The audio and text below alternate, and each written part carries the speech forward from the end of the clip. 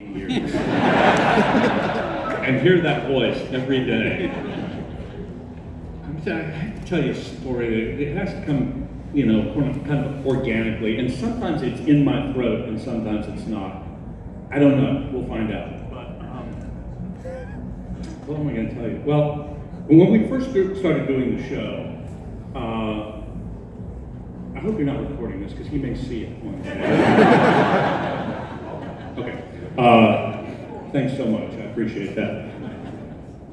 And anyway, first season we did the show. Patrick was a very important actor from the Royal Shakespeare Company in London, and he'd been, with them for a number of years, and was a major player along with Ian McKellen and Ian Holm and all sorts of Ians. And we were a very rowdy group on Star Trek, particularly Jonathan Frakes. That's your right, namesake. my namesake. Seriously, very loud human being, Jonathan, and amazingly wonderful guy, but loud and raucous, and we all were. We were like just wild because we were working 16 hours a day on that show. I imagine you did about the same on Buffy, right? 12 hours was minimum, and by Friday it was... Until 3 or 4. It was daylight. Yeah, when we went home. Exactly. And and we were always on a sound stage. We were never outside. So it was oppressive in its wonderfulness.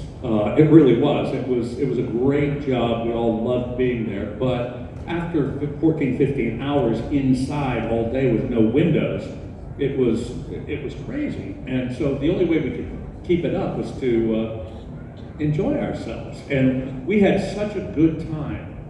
Except we were doing an episode, I think it was The Big Goodbye in the first season. Yes! Did you see that one? Yeah, good. That was a really fun show, actually, The Big Goodbye. We won a Peabody Award for The Big Goodbye, which is like top television honor. Anyway, the director got really angry with us because he couldn't calm us down. And at first, we were really good at what they would say, we have speed, which is sound. The camera would say rolling, and the director would say, and action. And usually we would be wild until we heard, okay, we have speed. And as time went on, then it became, rolling was our cue to stop misbehaving. And then it got to the point where we didn't stop until we heard action. And we would snap. But this guy just couldn't take it. He just couldn't handle the noise. And so he went to our producers and he said, I'm not going to be able to come back and direct this show anymore after this because these people are just too wild. And so the producer came down the set, Rick Berman, and he came down and he said, guys,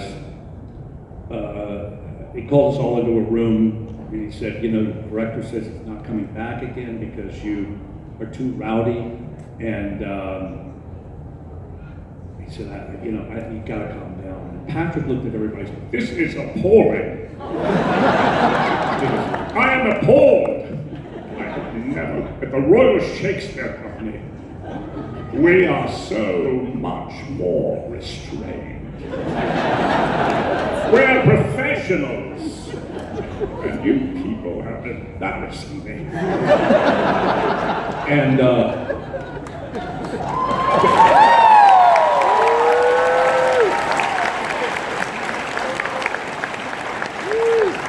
Jonathan, your namesake, started crying. And Denise Crosby said, oh, come on, Patrick, we're having fun. He goes, fun? There's no room for fun! And I'll tell you what episode it actually was. It was the one where Denise perished in the pool of Metamucil. Yeah. Whatever it was. And the end of the episode, there was this sequence where Data goes up on a hill. Do you remember that? Yeah. To remember Tasha. and look into the nothingness, as I often did. Well, we were getting ready to rehearse the scene, and Patrick goes up on the top of the hill, and he starts spinning around, and he goes, "The hills are alive!" This is after telling us, "I'm a fool." But we broke it. And after that, he was the worst among us for the rest of the time. He really was, and remains so to this day. Yes, well, thank you, everyone. You know my friend Ian McCallum, don't you? Ian, say a few words. Well, Patrick, thank you. I appreciate you. We're one and the same. They're the same person.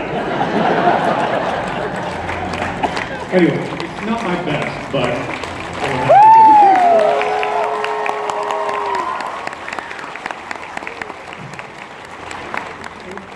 Let me ask Emma a question. Emma,